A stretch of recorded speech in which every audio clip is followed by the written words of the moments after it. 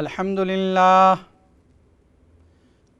لله الذي أنزل على عبده الكتاب ولم يجعل له عوجا قيما لينذر بأسا شديدا من لدنه ويبشر المؤمنين الذين يعملون الصالحات أن لهم أجرا حسنا ماكثين فيه أبدا وينذر الذين قالوا اتخذ الله ولدا ما لهم به من علم ولا لآبائهم كبرت كلمة تخرج من أفواههم إن يقولون إلا كذبا والصلاة والسلام على من بعث إلى كافة الناس بشيرا ونذيرا وداعيا إلى الله بإذنه وسراجا منيرا أما بعد فأعوذ بالله من الشيطان الرجيم بسم الله الرحمن الرحيم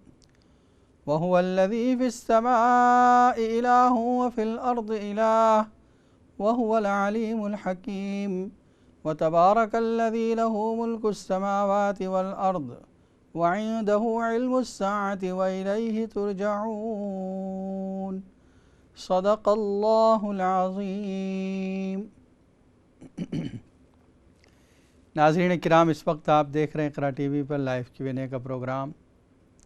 مفتی محمد اشفاق آپ کی خدمت میں حاضر ہیں، اور یہ پروگرام 742 اسکائی پر آپ دیکھ سکتے ہیں، نیز انٹرنیٹ کے ذریعے اقرا.tv ویب سائٹ پر آپ اس کو دنیا بھر میں دیکھ سکتے ہیں۔ پروگرام پیر سے لے کر جمعہ تک اسی وقت نشر ہوتا ہے، اور اس کی ترتیب یہ ہے کہ شروع میں کسی موضوع پر گفتگو کی جاتی ہے، اور اس کے بعد آپ کے لیے لائیو کالوں کا سلسلہ جاری کیا جاتا ہے، جس میں آپ دینی سوالات کے جوابات یا اپنی پریشانیوں کا حل قرآن و سنت کی روشنی میں معلوم کرتے ہیں۔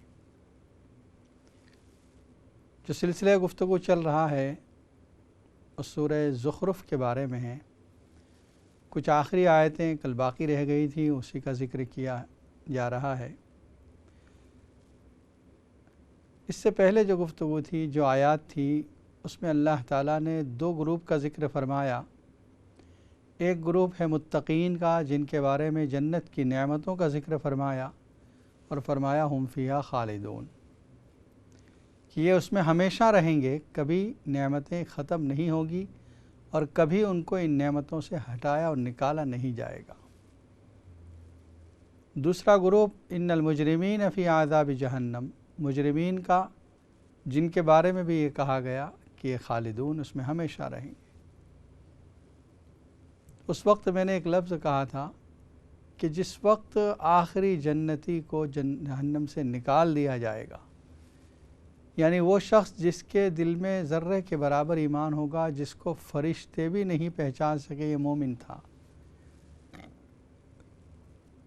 اللہ تعالیٰ کو اس کے ایمان کا علم ہوگا، اللہ تعالیٰ خود اس کو نکالیں گے۔ جس وقت تمام ایمان والے، جس کے دل میں ذرہ برابر بھی ایمان ہوگا، وہ جنت میں داخل ہو جائے گا، اس کے بعد پھر یہ موت کو ذبح کرنے کا واقعہ پیش آئے گا۔ تو یہ دو گروپ کا ذکر فرمایا، اور اس کے بعد بطور فرض محال کے کہ اگر آپ فرض کر لیں کہ ایسا ہو سکتا ہے، پاسبل تو نہیں ہے، اگر فرض کر لیں کہ اللہ کا کوئی بیٹا ہو تو میں سب سے پہلے اس کی عبادت کروں گا۔ یہ نبی کے ذریعے کہلوایا گیا، قُلْ إِنْ كَانَ لِلرَّحْمَنِ وَلَدٌ فَأَنَا أَوَّلُ الْعَابِدِينَ۔ یہ ہو نہیں سکتا کہ رب کا کوئی بیٹا ہو، لیکن میں نے یہ بتایا تھا کہ ایک انداز گفتگو ہوتا ہے، بولنے کا ایک انداز ہے کہ اگر مخاطب سے یہ کہہ دیا جائے کہ اگر آپ یہ بات ثابت کر دیں تو میں ماننے کے لیے تیار ہوں، اگر کوئی ایویڈنس، کوئی پروف ہے تو میں سب سے پہلے اس کو مان لوں گا۔ اس کی وجہ سے، اس جملے کی وجہ سے مخاطب کے دل میں ایک نرمی پیدا ہوتی ہے کہ آدمی ماننے کو تیار ہے اگر دلائل کے ساتھ بات کی جائے تو، اور کہنے والے کو ہمیں پتہ ہے کہ ان کے پاس کوئی دلیل نہیں ہے اس طرح کی کہ وہ رب کے لیے کوئی بیٹا ثابت کر سکے۔ فذرهم يخوضوا ويلعبوا حتى يلاقوا يومهم الذي يوعدون، چھوڑیں ان کو لہو و لعب جو کر رہے ہیں، غور و خوض کر رہے ہیں، کرتے رہیں، یہ بحث و مباحثہ، یہ ڈیبیٹ کر رہے ہیں، کرتے رہیں، حتیٰ کہ وہ اپنے رب کے پاس مل جائیں گے جس کا ان سے وعدہ کیا جا رہا ہے۔ یعنی آج اگر یہ مشرکین آپ کی بات نہیں مانتے تو آپ ان کو چھوڑ دیجئے، رب کے پاس جب ملیں گے اور وہ جس کا ان سے وعدہ کیا جا رہا ہے قیامت کے دن کا، لوگوں کو جمع کیے جانے کے دن کا، حشر کے دن کا وعدہ پورا ہوگا، اس وقت پھر ان کی رب کے سامنے حاضری ہوگی۔ وَهُوَ الَّذِي فِي السَّمَاءِ إِلَٰهٌ وَفِي الْأَرْضِ إِلَٰهٌ، وہی ذات جو آسمانوں میں معبود ہے وہی زمینوں میں بھی معبود ہے۔ یعنی اللہ کی ذات جس نے آسمان و زمین کو پیدا بھی کیا، انسانوں کا خالق بھی ہے، مالک بھی ہے، اور تمام کائنات کا اور اس کے درمیان جتنی چیزیں آسمان و زمین کے درمیان سب کا خالق وہی۔ وَهُوَ الْعَلِيمُ الْحَكِيمُ، اور وہ زبردست حکمت والا بھی ہے، جاننے والا بھی ہے۔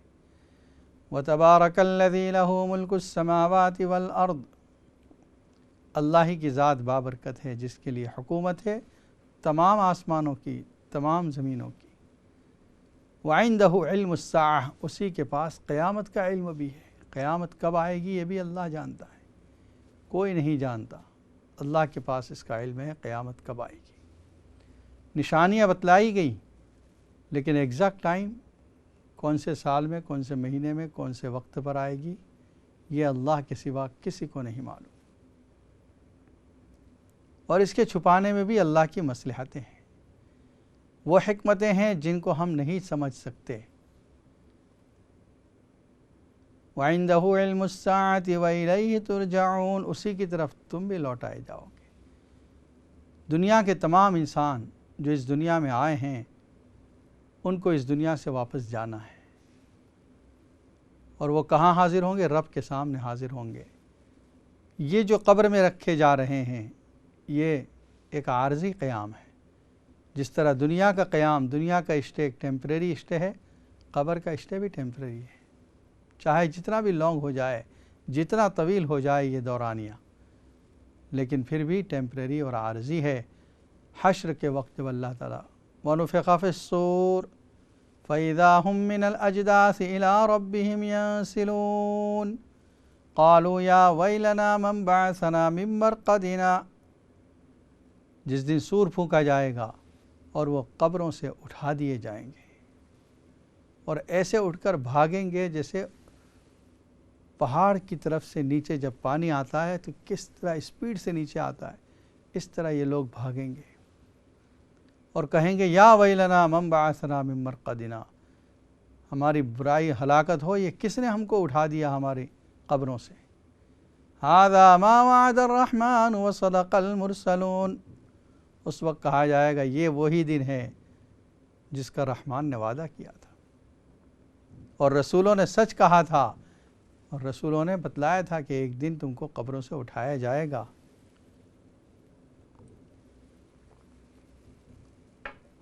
تو رب کے سامنے حاضر ہونا یہ یقینی ہے، ہمارا عقیدہ اور بلیوز ہے والبعث حق، کہ دوبارہ زندہ کیا جانا یہ رب کا ایک وعدہ ہے اور حق ہے، یہ ہو کر رہے گا۔ ثم انکم یوم القیامت تبعثون، پھر بے شک تم کو قیامت کے دن ضرور اٹھایا جائے گا۔ لتبعثن، یہ الفاظ بھی ہیں قرآن میں تاکہ تاکید کے ساتھ ضرور اٹھایا جائے گا، اس میں کوئی شک کی بات نہیں۔ وَلَا يَمْلِكُ الَّذِينَ يَدْعُونَ مِن دُونِهِ الشَّفَاعَةَ إِلَّا مَنْ شَهِدَ بِالْحَقِّ، اور وہ لوگ جن کی یہ پوجا کر رہے ہیں وہ کسی سفارش کے بھی اختیار نہیں رکھتے، انہیں اللہ کے پاس کسی کی سفارش کرنے کا اختیار بھی ان کو دیا جائے گا جن سے اللہ خوش ہیں، جن سے اللہ راضی ہیں۔ یہ جن بتوں کی پوجا کر رہے ہیں ان کو تو سفارش کا اختیار بھی نہیں ہوگا۔ سورہ انبیاء کے الفاظ ہیں وَلَا يَشْفَعُونَ إِلَّا لِمَنِ ارْتَضَىٰ، اور سفارش نہیں کریں گے مگر وہی لوگ جن سے رب راضی ہے، جن کو اللہ تعالیٰ اجازت دیں گے یومئذ لا تنفع الشفاعۃ الا من اذن له الرحمن، یہ سورہ طٰہٰ میں ہے، جس دن کہ سفارش نفع نہیں دے گی مگر اسی کو جس کو رحمان اجازت دیں گے، اس کی سفارش کام آئے گی۔ تو قرآن میں یہ دونوں الفاظ ملتے ہیں، لا تنفع الشفاعہ کہ شفاعت نفع نہیں دے گی، اور دوسرے الفاظ ملتے ہیں سفارش سے نفع ہوگا۔ تو جس میں یہ کہا گیا کہ سفارش نفع نہیں دے گی، وہ ان لوگوں کی سفارش جن کو اختیار نہیں دیا گیا سفارش کا، اور جن کی سفارش نفع دے گی وہ ان لوگوں کی سفارش نفع دے گی جن کو اللہ نے اجازت دی ہے، اختیار دیا ہے۔ وَعِندَهُ عِلْمُ السَّاعَةِ وَلَا يَمْلِكُ الَّذِينَ يَدْعُونَ مِن دُونِهِ الشَّفَاعَةَ إِلَّا مَن شَهِدَ بِالْحَقِّ وَهُمْ يَعْلَمُونَ وَقِيلِهِ يَا رَبِّ إِنَّ هَؤُلَاءِ، اللہ یہ بھی جانتا ہے کہ رب کے سامنے نبی اکرم صلی اللہ علیہ وسلم ایک شکایت کریں گے، یا رب، اے میرے رب، ان ہؤلاء قوم لا یؤمنون، یہ وہ لوگ ہیں جو ایمان نہیں لائے تھے۔ ناظرین کرام، اس وقت آپ دیکھ رہے ہیں اقرا ٹی وی پر لائیو Q&A کا پروگرام، اور آپ کے لیے لائیو کالوں کا سلسلہ جاری کیا جاتا ہے۔ اگر آپ کے ذہن میں کوئی سوال ہے یا آپ کسی پریشانی کا حل چاہتے ہیں، اسٹوڈیو کے نمبر پر فون کر کے معلوم کر سکتے ہیں۔ ایک کالر لائن پر موجود ہے۔ السلام علیکم ورحمۃ اللہ وبرکاتہ۔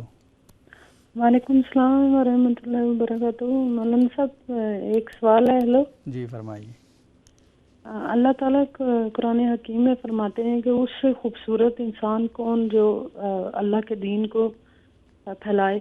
تو آج ہم خوبصورتی کن کن چیزوں میں تلاش کر رہے ہیں، لیکن وہ جو ٹائم ہمارا جو اللہ تعالیٰ نے ایک نعمت ہمیں دی ہوئی ہے اور اللہ تعالیٰ کی امانت ہے ہمارا وقت، تو اس وقت میں جب ہم بجائے اس کے کہ اللہ کے کاموں میں لگیں، اور اگر کوئی بھی ایسا فعل ہم لوگ کرتے ہیں جو وقت اللہ تعالیٰ نے ہمیں دیا ہے، تو ہمیں اس وقت کو کس طرح گزارنا چاہیے اور کس طرح اس وقت کو صحیح طریقے سے اللہ کی محبت میں اور اللہ کے کاموں میں کس طرح لگانا چاہیے۔ کیونکہ جو بھی ہم ٹائم ویسٹ کرتے ہیں ادھر ادھر کی چیزوں میں، تو پھر ہم یہ کہیں کہ ہم مسلمان ہیں اور اللہ تعالیٰ کا حکم مانتے ہیں، تو بہت سارا ٹائم جو ہے ہم لوگ ایسی چیزوں میں گزار دیتے ہیں جو اللہ تعالیٰ کی ناپسندیدہ چیزیں ہیں، اور جیسے کسی کی پیٹھ پیچھے باتیں کرنا، اس طرح کی ٹی وی پر کوئی ایسے پروگرام دیکھنا جو، اور کافی وقت ہم ضائع کر دیتے ہیں۔ لیکن آدھے گھنٹے کے لیے 24 گھنٹے میں قرآن پڑھنے کے لیے ہمارے پاس ٹائم نہیں ہوتا، نفل پڑھنے کے لیے ہمارے پاس ٹائم نہیں ہوتا، اور پھر اگر مسجدوں میں لیفلیٹ کا انتظام کر دیا جائے، کسی موضوع پر نمازیوں میں بانٹ دیے جائیں، تو کتنا چینج آ سکتی ہے، لیکن ہم لوگ اس طرف توجہ ہی نہیں دے رہے۔ ٹھیک ہے، انشاءاللہ اس پر گفتگو ہوگی۔ جزاک اللہ۔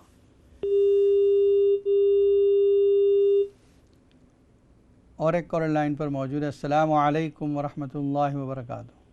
وعلیکم السلام۔ مولانا صاحب، میں نے پوچھنا ہے، جب آدمی فوت ہو جاتا ہے تو اس کے بعد کول خانے کے اوپر دعا مانگتے ہیں، تو وہ کیا پڑھنا چاہیے؟ پہلی دفعہ درود شریف، اور پھر 3 دفعہ قل ہو اللہ، پھر الحمد شریف، ایسے؟ کہاں دعا مانگتے ہیں؟ جب آدمی فوت ہو جاتا ہے نا، تو پھر وہ کول خانے کے بعد دعا مانگتے ہیں نا، مغفرت دعائیں، قبر کے پاس۔ ہاں، تو اس کے بعد اس کو کیا پڑھنا چاہیے؟ پہلے درود شریف 1 دفعہ، پھر 3 دفعہ قل ہو اللہ، اور پھر الحمد شریف، پھر درود شریف، ایسے؟ یہ دفن کے بعد کہہ رہے ہیں یا مطلق جب آپ کبھی زیارت کے لیے جاتے ہیں؟ نہیں، دفن کے بعد۔ ٹھیک ہے، یہ بتاتے ہیں انشاءاللہ دفن کے بعد۔ السلام علیکم۔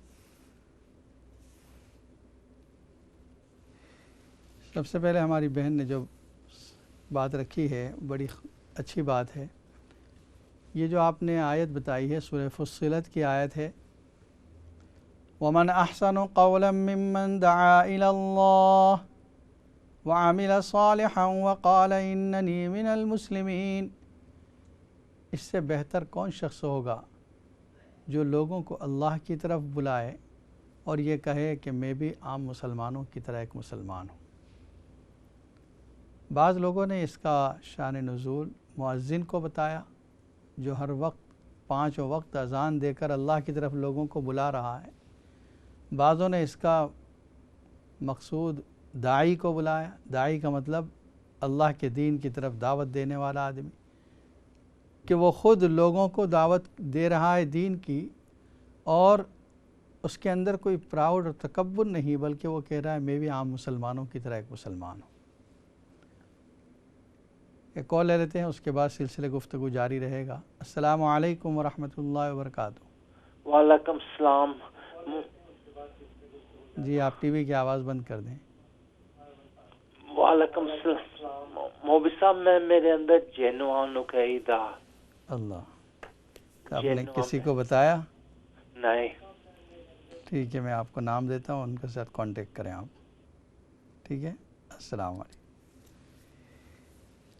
جی تو داعی کا مطلب یہ ہوتا ہے جو لوگوں کو اللہ کے دین کی طرف بلاتا ہے، اور اس کام کے کرنے میں اس کو کوئی پراؤڈ اور تکبر نہیں، بلکہ وہ یہ کہتا ہے میں بھی مسلمانوں کی طرح ایک مسلمان ہوں. پہلے تو یہ کہ ہم نے دین کی طرف بلانا چھوڑ دیا. ہم اپنے اخلاق سے، اپنے اعمال سے لوگوں کو دین سے دور کرنے والے بن گئے. ہونا تو یہ چاہیے تھا کہ ہم اچھے اخلاق پیش کرتے.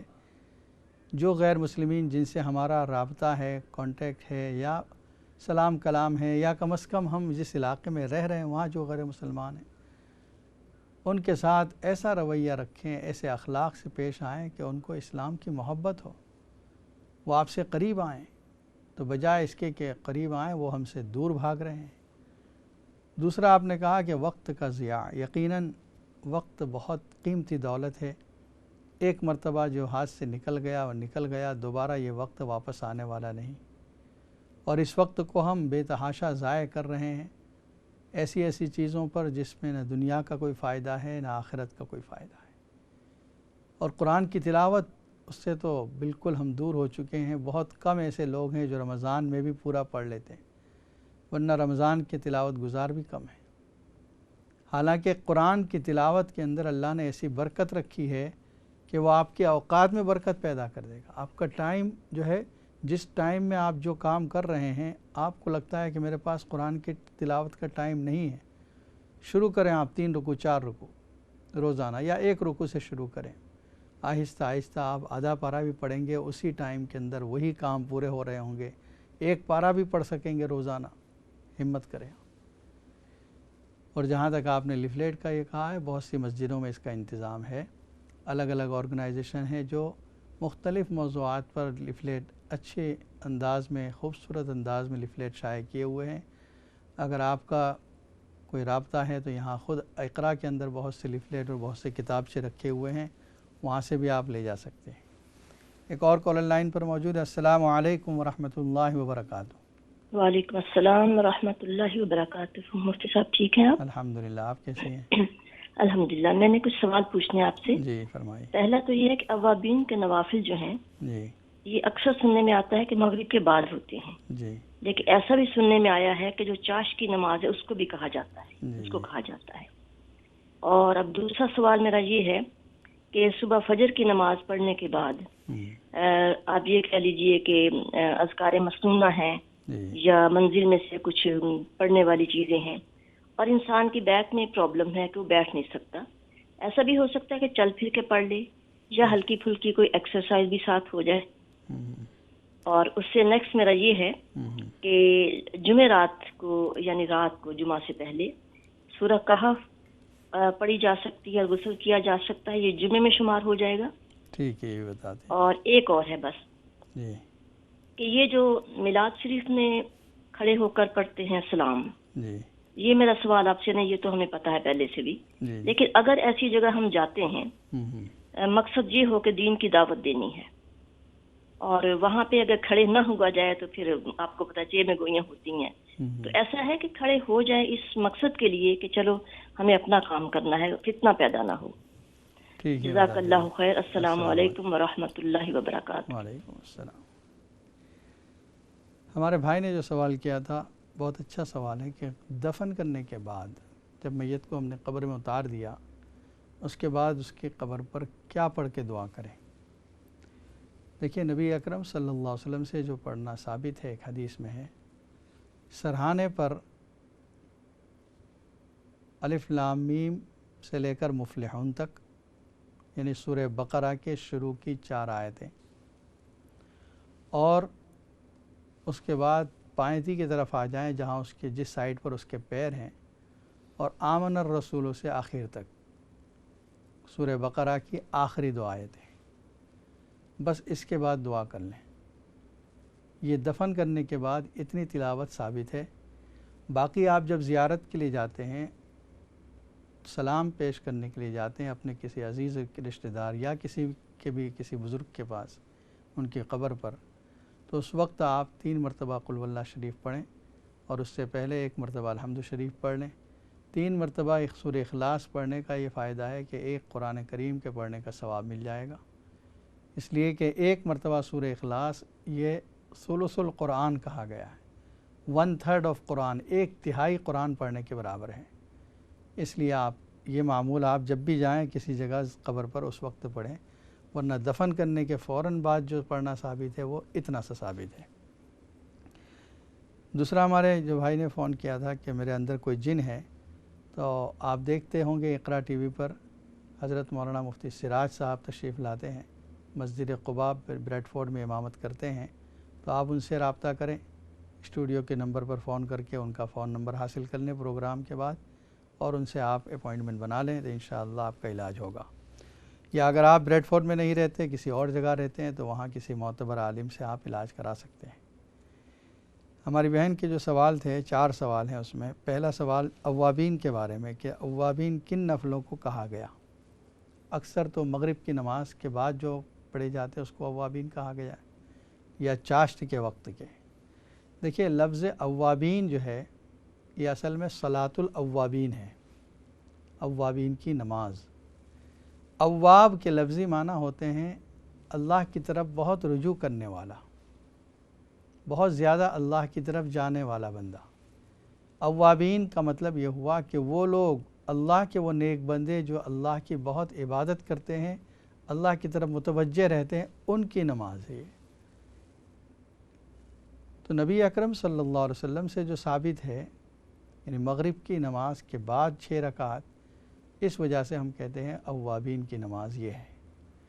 جہاں تک چاشت کی نماز کا سوال ہے، نبی اکرم صلی اللہ علیہ وسلم سے فتح مکہ کے دن نماز پڑھنا ثابت ہے، اور بعض محدثین فرماتے ہیں کہ وہی نماز جو آپ اشراق کے طور پر پڑھتے تھے سورج نکلنے کے تھوڑی دیر کے بعد، اس نماز کو آپ نے اس دن لیٹ پڑھا، وہ چاشت کی نماز ہو گئی۔ گویا آپ کی پابندی نہیں تھی چاشت کی نماز کی، اشراق کی نماز آپ پابندی سے پڑھا کرتے تھے۔